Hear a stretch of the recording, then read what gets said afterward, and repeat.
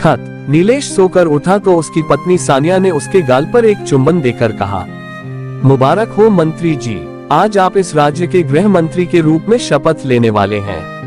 नीलेश ने मुस्कुराकर कहा, सानिया मेरी सफलता में तुम्हारा भी बहुत बड़ा हाथ है, तुम्हें भी बहुत मुबारक हो। सानिया ने कहा, तो अब उठिए और तैयार हो जाए। अम्मा ने कहा था कि मंदिर जरूर जाना, मैंने आपके सारे कपड़े निकाल दिए हैं। मंदिर जाने के लिए और शपथ ग्रहण समारोह में पहनने के पहले कुर्ता धोती, उसके बाद कुर्ता पजामा और नेहरू जैकेट। सानिया को जब से पता चला था कि नीलेश गृह मंत्री बनेगा वह बहुत खुश थी। सानिया उसकी पत्नी होने के साथ साथ उसकी मददगार और सलाहकार भी थी। उसने आज शाम पार्टी की भी व्यवस्था की थी।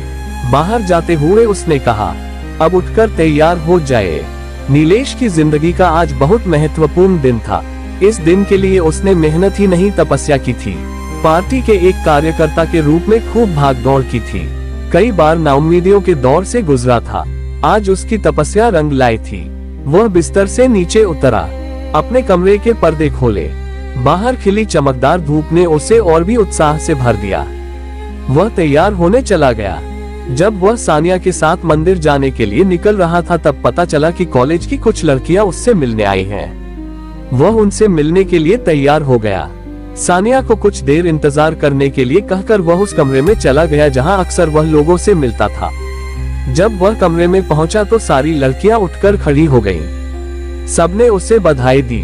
उनमें से एक ने सबकी तरफ से एक बुके उपहार दिया। सब लड़कियां बैठ गईं। सभी नीलेश की तारीफ में कुछ न कुछ बोल रही थी। नीलेश की नजर उस ग्रुप की एक लड़की पर ठहर गई थी। वह एकदम चुप बैठी थी, पर उसकी आंखों में एक अजीब सी चमक थी। वह आंखें उसे किसी की याद दिला रही थीं।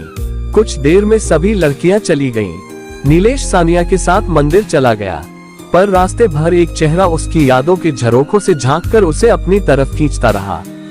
दिन भर व्यस्तता रही। उसके बाद वह शपथ ग्रहण समारोह में चला गया। वहां उसने राज्य के गृह मंत्री के तौर पर शपथ ली। ढेर सारी बधाइयां मिली। मीडिया ने नए गृह मंत्री से कुछ सवाल पूछे। उसके बाद जश्न मनाया गया। इतना सब कुछ हो गया पर वह चेहरा उसके दिमाग से नहीं जा रहा था। पार्टी देर तक चली थी इसलिए सोने में बहुत रात हो गई थी। सानिया दिन भर सब कुछ मैनेज करने के बाद थक कर सो गई थी। नीलेश बिस्तर पर लेटा छत को ताक रहा था। अपनी मेहनत का फल मिलने की उसकी खुशी एक पछतावे में बदल गई थी। वह धीरे से उठा, अपनी स्टडी में गया, दरवाजा अंदर से बंद कर लिया। किताबों के पीछे एक गुप्त लॉकर था। उसमें लकड़ी का छोटा सा डब्बा था। नीलेश ने कभी उसे सानिया के सामने नहीं खोला था। उसने डब्बे को खोला। उसमें एक खत था। वह बैठकर खत पढ़ने लगा।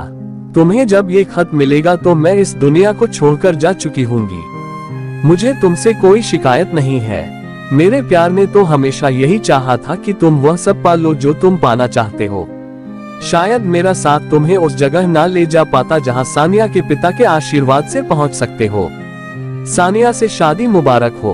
तुम खुश रहो, दिल से अभी भी यही दुआ निकल रही है। पर तुम्हारे बिना जी पाना मुश्किल हो रहा था, इसलिए सोचा कि जिस जगह हमने इतना वक्त बिताया उसी पहाड़ी से कूदकर अपनी जान दे दूं। अलविदा। नीलेश ने वह सब पा लिया था जो वह चाहता था, लेकिन अचानक सब कुछ बेमानी लगने लगा था।